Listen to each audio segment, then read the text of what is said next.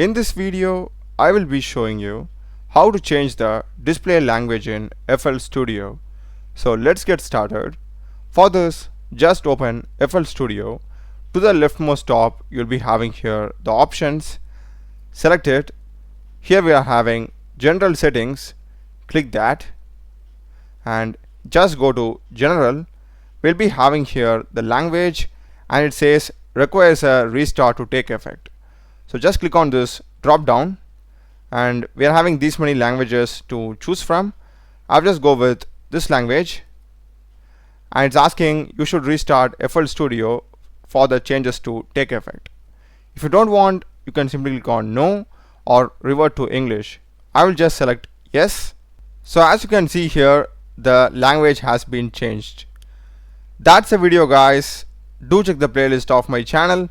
Done a lot of videos in programming and AI tools. Subscribe me. Thanks for watching.